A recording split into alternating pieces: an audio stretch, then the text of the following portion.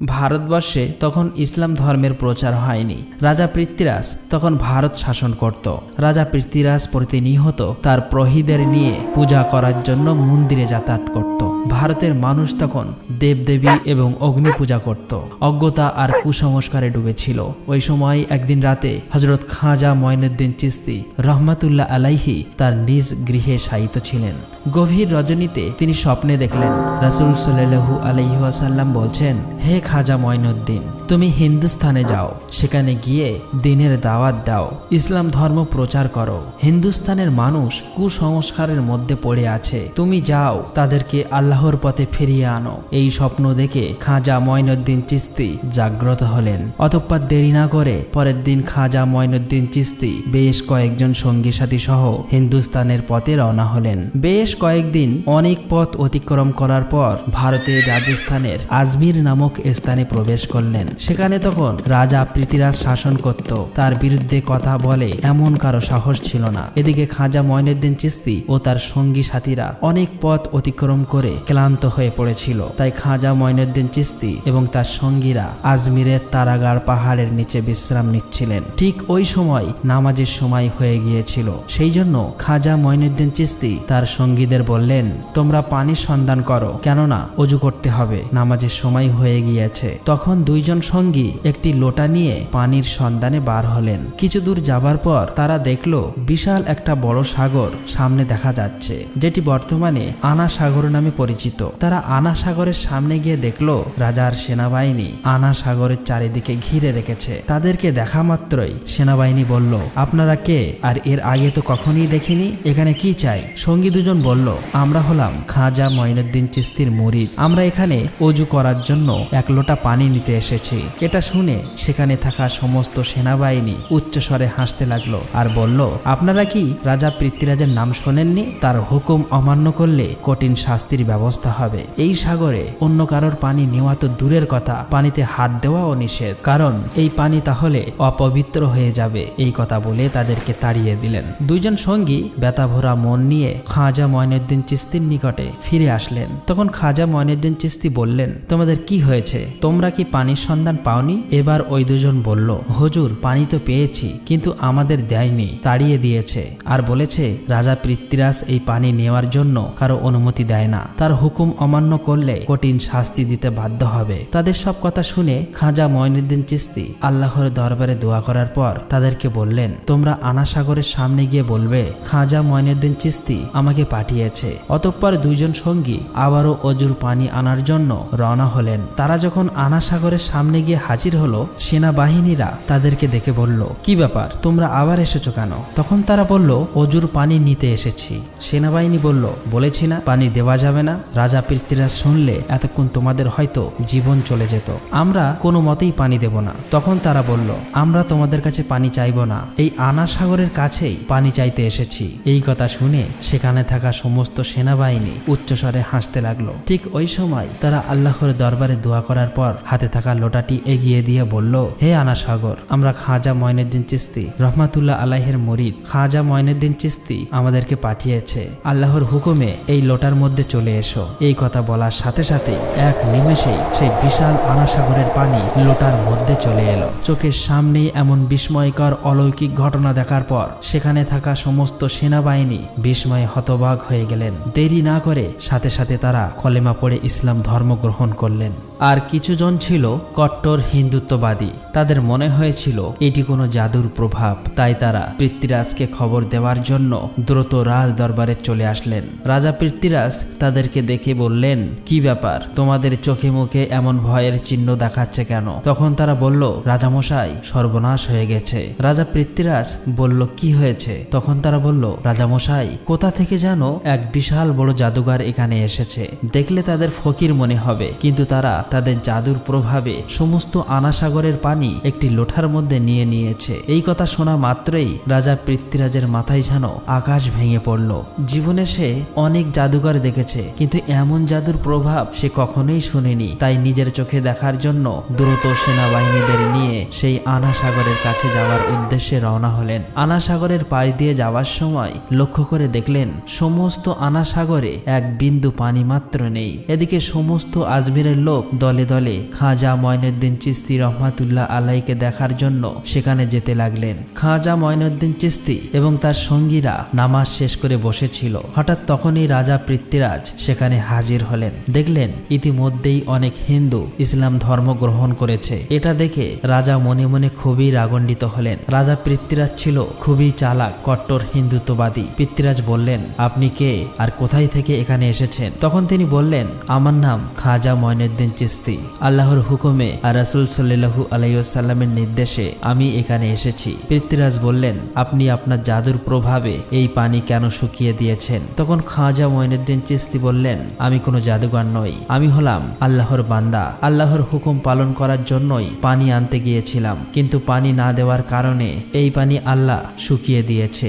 এই কথা শুনে সেখানে থাকা সমস্ত লোক বিস্ময়ে হতবাক হয়ে এক দৃষ্টিতে খাজা মঈনুদ্দিন চিশতির দিকে তাকিয়ে রইলেন। পৃথ্বীরাজ ছিল খুবই চালাক এবং প্রতারক। সে বুঝতে পেরেছে এ সাধারণ কোনো মানুষ নয়। তাই সে কান্নার অভিনয় করে নত হয়ে বললেন, ঠিক আছে, আমাদের সবার কষ্ট হলেও কোনো অসুবিধা নেই, কিন্তু ছোট বাচ্চা এবং নিরপরাধ সাধারণ মানুষের কথা চিন্তা করে পানি আবার আগের জায়গায় ফিরিয়ে দিন। দয়া করে এই অনুরোধটুকু রাখুন। এই কথা শুনে খাজা মঈনুদ্দিন চিশতি দুইজনকে ওই লোটা নিয়ে আনা সাগরের দিকে যাওয়ার নির্দেশ দিলেন। দুইজন সঙ্গী লোটা নিয়ে আনা সাগরের কাছে গেল এবং ওই লোটাটি আনা সাগরে রাখার সাথে সাথেই আনা সাগর আবার আগের মতো পানিতে পরিপূর্ণ হয়ে গেল। এই সমস্ত ঘটনা দূর থেকে তারা দেখছিল। তাই সেখানে থাকা সমস্ত লোক জিজ্ঞাসা করলো, আপনি কোন দেবতার পূজা করেন? খাজা মঈনুদ্দিন চিশতি বলল, আমি আমার রব এক আল্লাহর ইবাদত করি। সেখানে থাকা সেই লোকগুলো বলল, আমরাও আজ থেকে আপনার সেই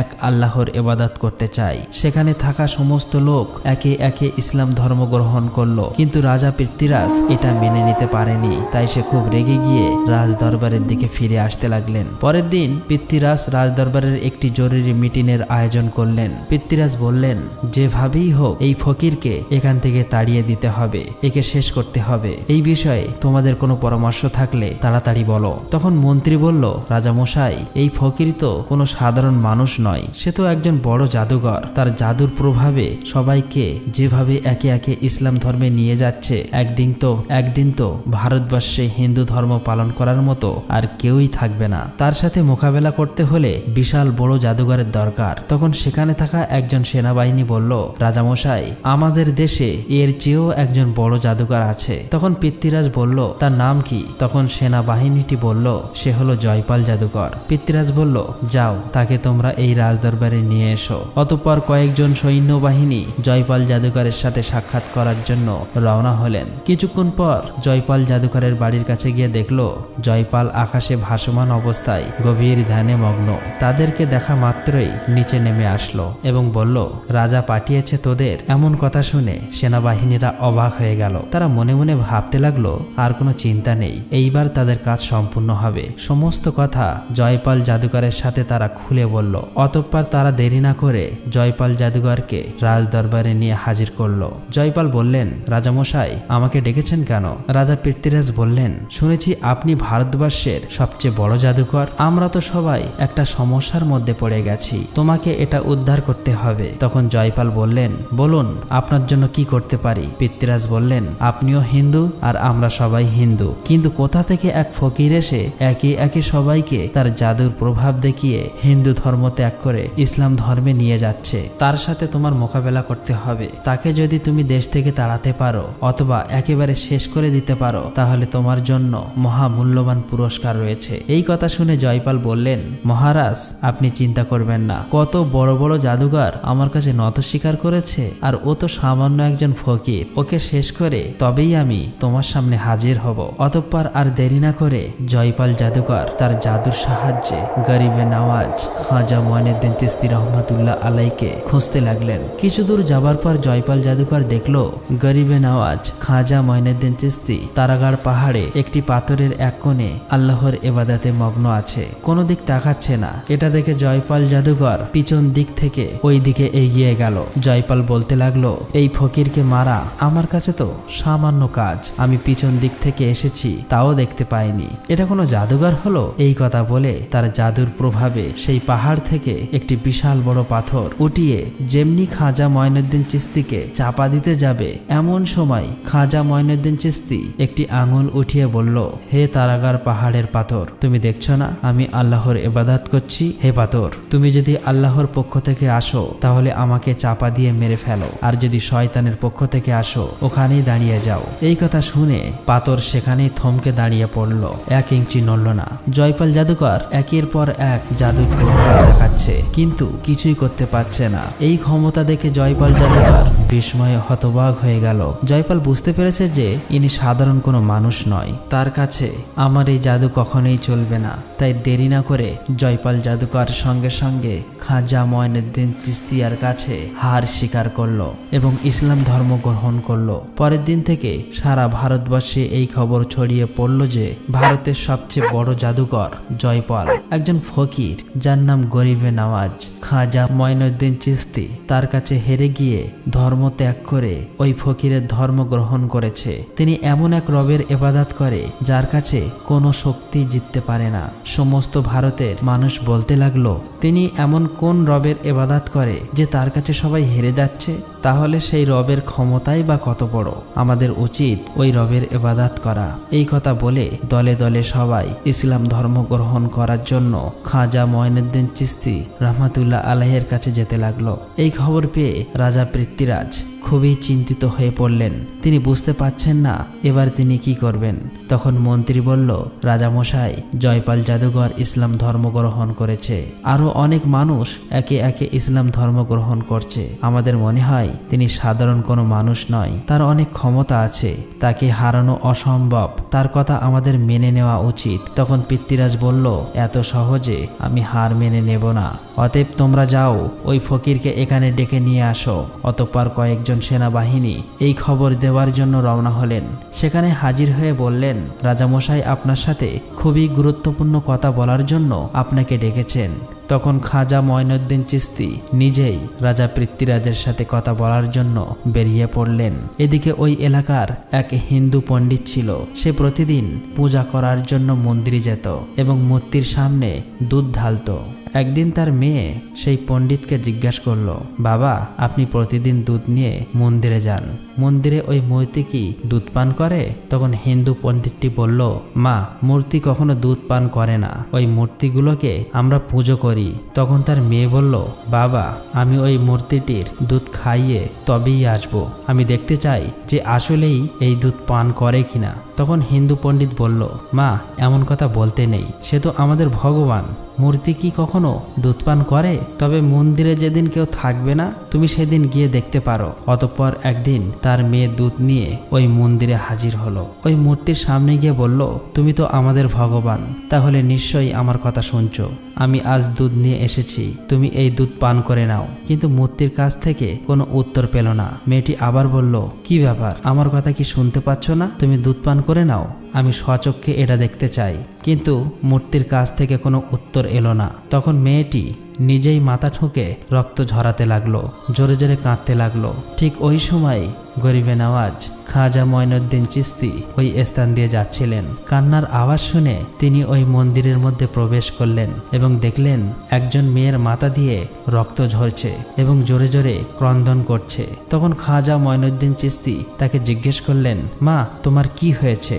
মেয়েটি বলল, দেখুন না বাবাজি, আমি দুধ নিয়ে এসেছি এই মূর্তিকে খাওয়াবো বলে, কিন্তু সে কিছুতেই আমার কথা শুনছে না। তখন খাজা মঈনুদ্দিন চিস্তি বললেন, মা, মূর্তি কখনো কথা বলতে পারে না এবং খেতেও পারে না। তখন মেয়েটি আবারও নিজের মাথা ঠুকে রক্ত ঝরাতে লাগলো। মেয়েটির এমন ভক্তি দেখে খাজা মঈনুদ্দিন চিস্তি অবাক হলেন। তাই মূর্তির সামনে গিয়ে মূর্তিটির কান ধরে বললেন, আমি খাজা মঈনুদ্দিন চিস্তি বলছি, তুমি কি শুনতে পাচ্ছ না?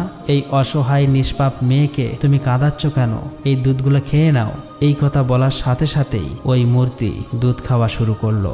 এটা দেখে মেয়েটি খুবই খুশি হলো এবং আনন্দে সেখান থেকে চলে আসলো। মেয়েটি যখন গ্রামে প্রবেশ করলো, অনেকেই বলতে লাগলো এই মেয়েটি হয়তো কোনো অপকর্ম করে এসেছে, সবাই কলঙ্কিত করছে, এখন আমাদের কি হবে। সেখানে ওই মেয়েটির বাবাও উপস্থিত ছিল। তারা সবাই বলতে লাগলো কি ব্যাপার, তোমার এই অবস্থা কেন?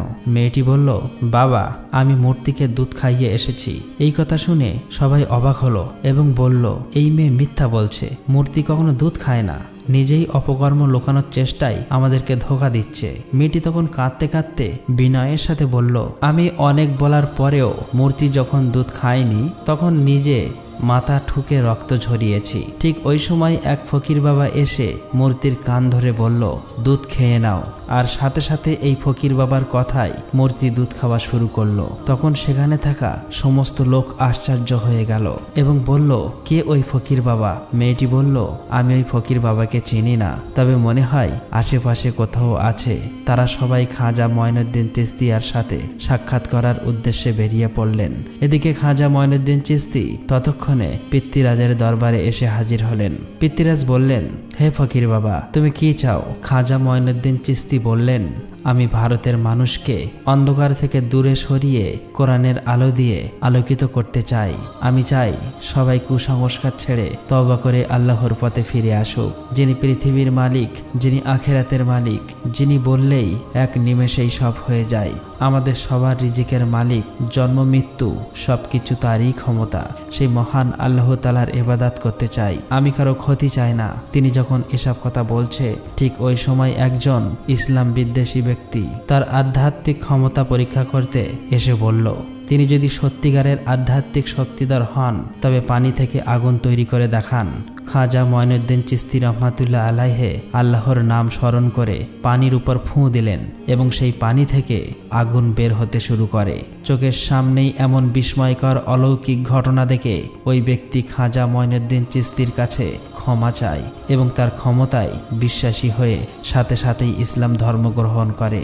ওই সময় এই রাজদরবারের সমস্ত মানুষ সহ রাজা পৃথ্বীরাজও বুঝতে পেরেছিলেন যে এমন আল্লাহওয়ালা মানুষের সাথে কখনোই মোকাবেলা করা সম্ভব নয়। অনেক অলৌকিক ঘটনা দেখার পর তারা আর দেরি করলেন না, ক্ষমা চাইলেন এবং সঙ্গে সঙ্গে তারা খাজা মঈনুদ্দিন চিশতির হাতে হাত দিয়ে মুরিদ হয়ে গেলেন এবং ইসলাম ধর্ম গ্রহণ করলেন। খাজা মঈনুদ্দিন চিশতি তাদেরকে ক্ষমা করে দিলেন। অতঃপর খাজা মঈনুদ্দিন চিশতি সেখান থেকে চলে আসলেন। খাজা মঈনুদ্দিন চিশতি তার সঙ্গী সাথী সহ তারাগার পাহাড়ের ওই স্থানে অবস্থান করলেন। খাজা মঈনুদ্দিন চিশতি যখন এক স্থানে আল্লাহর ইবাদতে মগ্ন ছিলেন, ঠিক ওই সময় হিন্দু পণ্ডিত সহ ওই লোকগুলো ওই স্থান দিয়ে যাচ্ছিলেন। তখন হিন্দু পণ্ডিতের ওই মেয়েটি বলল, ওই দেখুন ওই যে ফকির বাবা বসে আছে, ওই ফকির বাবার কথায় মূর্তি দুধ খেয়েছিল। তখন তারা একে একে সবাই খাজা মঈনুদ্দিন চিশতি রহমাতুল্লাহ আলাইহির কাছে হাজির হলেন এবং বললেন, হে ফকির বাবা আপনি কে, আর আপনি কোন এমন জাদু জানেন যে আপনার কথায় মূর্তি দুধ খেয়েছে? খাজা মঈনুদ্দিন চিশতি বললেন, আমি তো আল্লাহর এক বান্দা, আমার কথায় কিছুই হয় না, আমার আল্লাহ যা বলে তাই হয়ে যায়, আমি সেই আল্লাহর ইবাদত করি। তখন তারা বলল, আমরা আজ থেকে সেই আল্লাহর ইবাদত করতে চাই। এই ভারতে তো সবাই একে একে ইসলাম ধর্ম গ্রহণ করেছে, আমাদেরকেও ইসলাম ধর্ম গ্রহণ করিয়ে দিন। অতঃপর তারা সকলেই ইসলাম ধর্ম গ্রহণ করলেন। এই ঘটনার কয়েকদিন পর খাজা মঈনুদ্দিন চিশতি সেখানে একটি জঙ্গলের মধ্য দিয়ে যাচ্ছিলেন। যাওয়ার সময় দূরে লক্ষ্য করে দেখলেন কয়েকজন হিন্দু পণ্ডিত এবং সেখানে থাকা বিভিন্ন লোকজন অগ্নি পূজা করছে। এটা দেখে খাজা মঈনুদ্দিন চিশতি তাদের দিকে এগিয়ে গেলেন এবং বললেন, আপনারা আগুন পূজা করছেন কেন? এই আগুন আপনাদের কি উপকার করে? তখন তারা বলল, এই আগুন হলো আমাদের খোদা, আগুনকে খুশি করছি, মৃত্যুর পরে নরকের আগুন থেকে মুক্তি পাওয়ার জন্য আগুন পূজা করছি। তখন খাজা মঈনুদ্দিন চিশতি রহমাতুল্লাহ আলাইহি বললেন, আচ্ছা বেশ, তাহলে আপনারা আগুনকে খুশি করছেন, আগুনকে স্পর্শ করুন তো, আগুন আপনাদের জ্বালিয়ে দেয় কিনা। তখন সেখানে থাকা আরেকজন বলল, এটা আবার কেমন ধরনের কথা? আগুনে হাত দিলে তো হাত পুড়েই যাবে। তখন খাজা মঈনুদ্দিন চিশতি বললেন, আপনারা এমন খোদার পূজা করেন যে ওই খোদা তোমাদেরকে পুড়িয়ে দেবে, কিন্তু আমি এমন এক খোদার পূজা করি যার হুকুমে আগুন ঠান্ডা হয়ে যায়। এই কথা শুনে সেখানে থাকা আরেকজন হিন্দু পণ্ডিত অট্টহাসি করে বলল, আগুনের ধর্ম তো পোড়ানো, আর আপনি যেহেতু বলছেন তাহলে আপনি আমাদের স্বচক্ষে দেখান। তখন খাজা মঈনুদ্দিন চিশতি রাহমাতুল্লাহ আলাইহি আগুনকে লক্ষ্য করে বললেন, হে আগুন, আমি আল্লাহর এক বান্দা খাজা মঈনুদ্দিন চিশতি বলছি, আল্লাহর হুকুমে তুমি ঠান্ডা হয়ে যাও। এই কথা বলে খাজা মঈনুদ্দিন চিশতি আগুনের মধ্যে প্রবেশ করলেন, কিন্তু তারা অবাক হয়ে দেখলেন খাজা মঈনুদ্দিন চিশতি আগুনের মধ্যে প্রবেশ করল, কিন্তু একটুও পুড়ে যায়নি। এই অলৌকিক ঘটনা স্বচক্ষে দেখার পর তারা সবাই অবাক হয়ে গেলেন এবং বললেন, আপনি কে আর আপনি কোন খোদার ইবাদত করেন? তখন খাজা মঈনুদ্দিন চিশতি বললেন, আমার নাম গরিবে নওয়াজ খাজা মঈনুদ্দিন চিশতি, যিনি বিশ্ব জগৎ সমূহের প্রতিপালক, তিনি ছাড়া কোনো উপাস্য নাই, তিনি এই সমস্ত ক্ষমতার মালিক, এক আল্লাহর ইবাদত করি। তখন সেখানে থাকা সমস্ত লোক বলল, আমরাও আজ থেকে সেই মালিকের ইবাদত করতে চাই। এই বলে সেখানে থাকা সমস্ত মানুষ ইসলাম ধর্ম গ্রহণ করে নিল। আর এভাবেই খাজা মঈনুদ্দিন চিশতি রাহমাতুল্লাহ আলাইহি ভারতবর্ষে এসে কোরআনের আলো দিয়ে ইসলাম ধর্ম প্রচার করল। আল্লাহ তাআলার দেওয়া অলৌকিক ঘটনা দেখার পর কোটি কোটি হিন্দু ইসলাম ধর্ম গ্রহণ করেছিল, যা এক নজিরবিহীন দৃষ্টান্ত। আর এভাবেই সমগ্র ভারতে ইসলাম ধর্ম ছড়িয়ে পড়ল। তো প্রিয় বন্ধুরা, আপনারা যদি চান যে খাজা মঈনুদ্দিন চিশতি রাহমাতুল্লাহ আলাইহের মৃত্যুর পরে যেসব অলৌকিক ঘটনা ঘটে গিয়েছে তার পাঠ যদি আপনারা চান, অবশ্যই কমেন্ট বক্সে লিখবেন। আর আজ এই পর্যন্ত ভিডিওটি কেমন লেগেছে অবশ্যই কমেন্ট করবেন। আসসালামু আলাইকুম।